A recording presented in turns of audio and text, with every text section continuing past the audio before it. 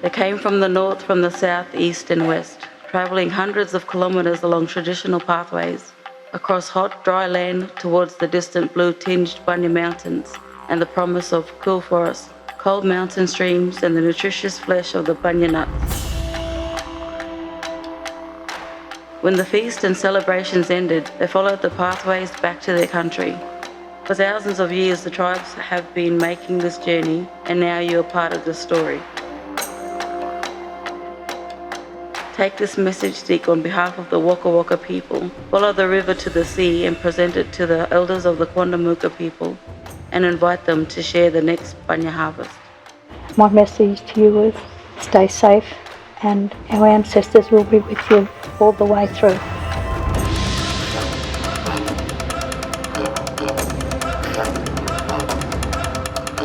I pay acknowledgement to the communities in which the students will travel through, commencing at the Wakka Wakka Country, travelling through to Jinibara, Jagera and Ugarapul and on to Quandamooka Country. Go Bama, Marumba, Wanyai. Go well today, go good today.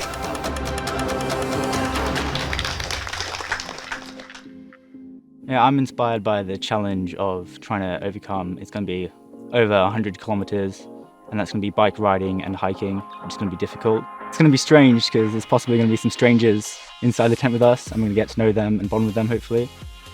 I think it'll be pretty interesting because I don't know anyone, but I've met them and they seem nice. It'll be interesting because there's no showers or toilets and I don't know what we're going to sleep on. Having to go to the toilet and how that's going to be, having to cook on like a fire, where you just normally just turn on the stove at home. And no one's gonna work alone, so we have to help each other out as a team. I'm most looking forward to see all of the nature around us and have a good experience of the Indigenous land and learn a lot more about it. And we're not gonna have the luxuries that we're used to, but I think that's part of the appeal for the journey.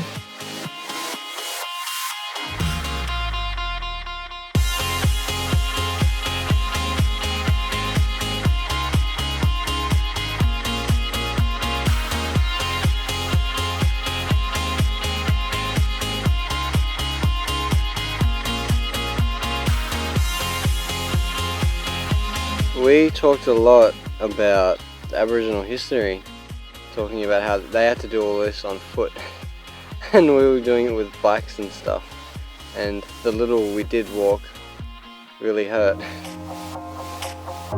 I think the journey overall is something to see Australia as a whole in a different light. It's a really good country, it's really pretty, so we got to see a lot. From here I'll probably have a greater understanding and appreciation for the culture of the Indigenous people that were here before us. Everything's so much simpler when there's nothing that is surrounding you like a phone or internet or even going to school every day. Instead you're just outside doing these cool activities, and so it just makes life simple and you enjoy it more. It makes it better.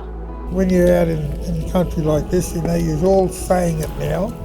You're all feeling it now about resting your brain. All the stuff that happens at school, in your life, that's gone. At the moment, you're enjoying what you got here now. And what is it? A fire, cold, wind, smoke? But it's all here.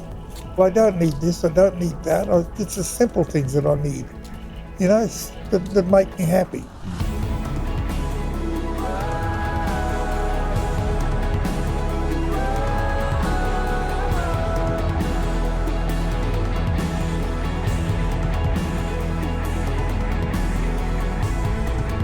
We've got to look after Australia. If we don't look after Australia, man, it's gone. We haven't got nothing. But this here is part of that, keeping the tradition going. Take care, brother. Look after it. It feels so like an honour being able to carry out that tradition throughout years later, where the world's changed so much, especially Australia and the lives of the Aboriginal people.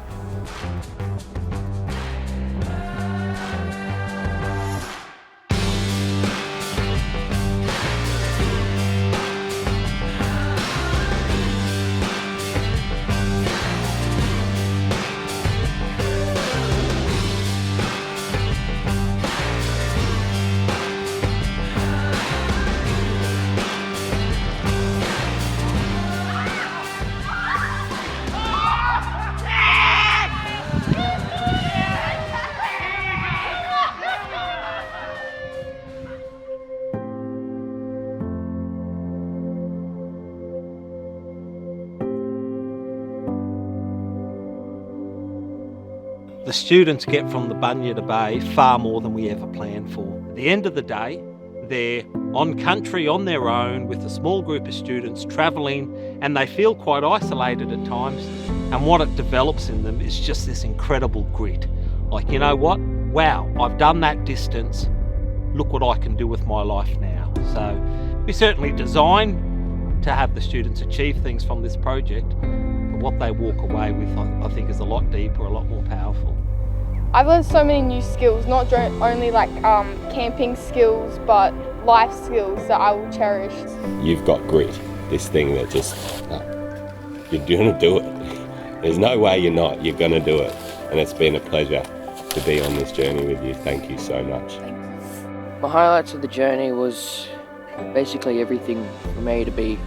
I'll look back on it by knowing how much we achieved in so little time, as well as remembering all the hardships and difficulties that we had as well along the way. It's been an absolute privilege to travel with you on Jinibara Country. Thank you so much for this journey, this epic journey, all of you. It's epic. This is huge. 125 Ks, 6 nights, 7 days. It's huge. It is absolutely huge, and I hope that you all feel some pride in it. The instructors are great, yeah. they always had a good laugh, but they knew when we needed to be serious. Helped us come together as a group and help just make this experience so much better. Being able to look back on what we've done now is just, it's unbelievable. The Jinibara people, we're really happy that these kids are doing this. We're really happy. I tell them when I talk to them to think about what's over there. What's that magpie doing? What's that goanna doing? Have a look around for stuff so that your brain gets clean and you look at the environment.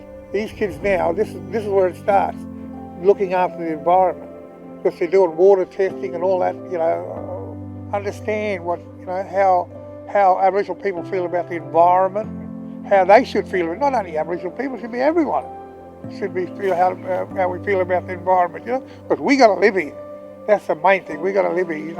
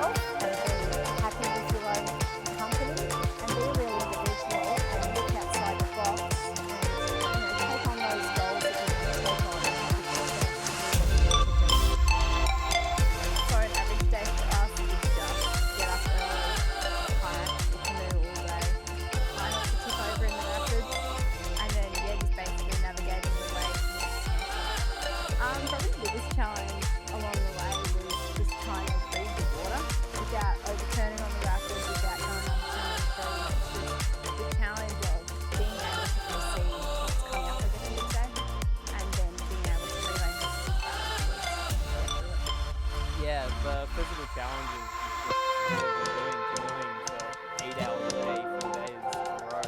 That's pretty physically tough on you. I think it's tough on everyone, but the whole journey.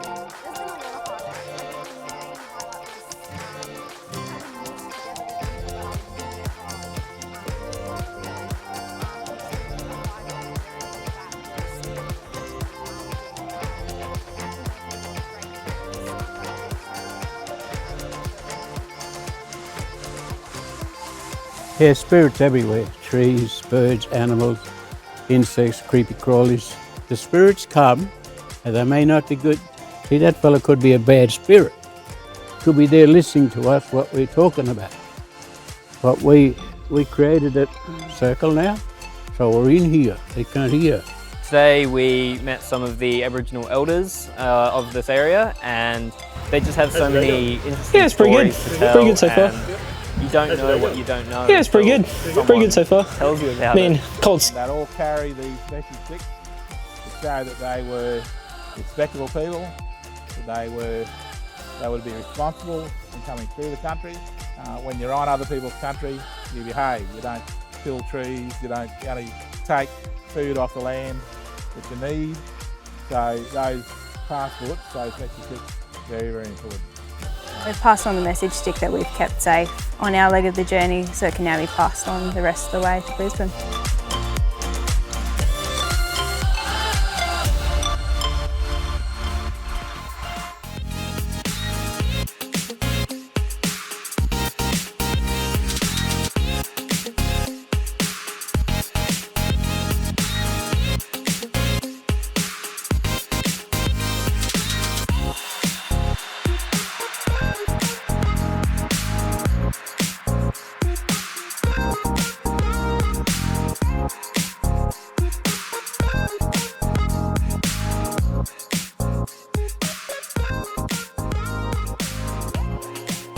I've never done anything like this, and it's a real fun experience too, learning lots of new stuff.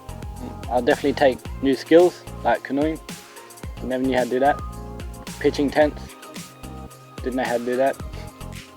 Yeah, just lots of new skills. We spoke about this last night, and I talked a lot about how water connects people from all around the world, whether you're rich or poor, black or white, it doesn't matter. Water is just as important to everybody. And I think to journey along this river, I think that's what it means to be a river ambassador, to learn the story and speak about it and respect others who wish to learn about it.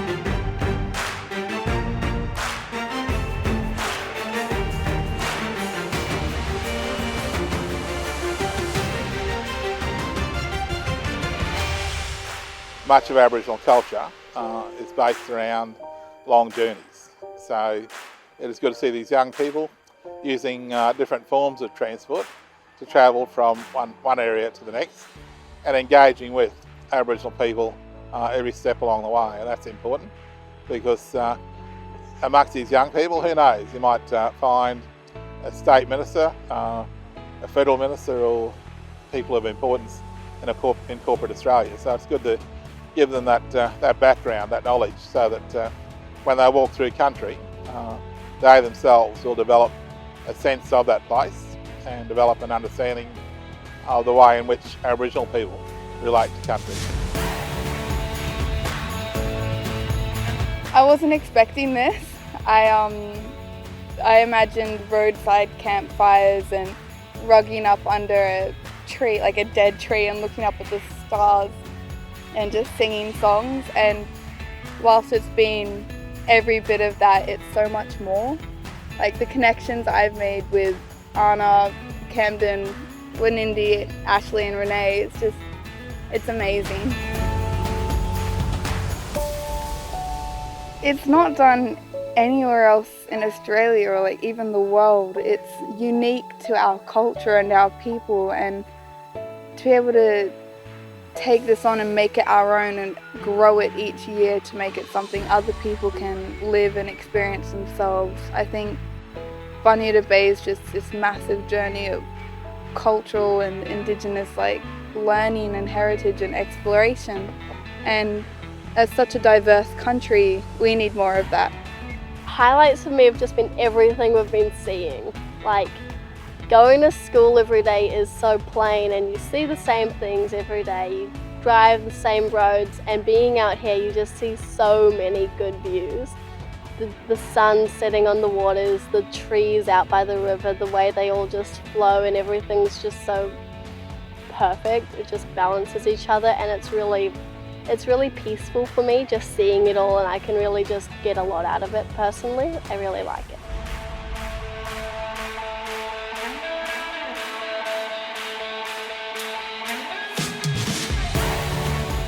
I think for kids to experience the outdoors today, like this, no technology, that's probably a feat in its own way, but it also creates the point of conversation. That's what I find that's very lacking with younger people. They don't converse. Yet they'll do this trek, at night time they'll sit around and talk about their day's travels. Totally different, totally out of the box, so to speak. Hey. Right now, after this, we're gonna go back to school. Everything's gonna be back to normal. Does it have to be? No. The mindset that you're in right now, mate, that doesn't have to leave you. Just because you're in school, just because you're surrounded by buildings and a lot of people, the way you're thinking, the way you're functioning right now, that doesn't have to change. When these students finish Bunya to the Bay 2018, it's their story, it's their journey. And that's why, although we're teachers, we don't look at ourselves as people who are teaching these kids what to do. We're merely helping them along on their journey. The teamwork and bonding and communication and resilience that they demonstrated throughout their journey, all these things add to this experience that they are now connected and feel like they have a home right here on the Brisbane River. I think that in time, when they've moved on from the schools and the colleges, that perhaps they could come back and do this journey again. Take their children and grandchildren on that journey, because that's the way we are. We like to believe that experiences like this will echo down through the bloodlines and down through the generations.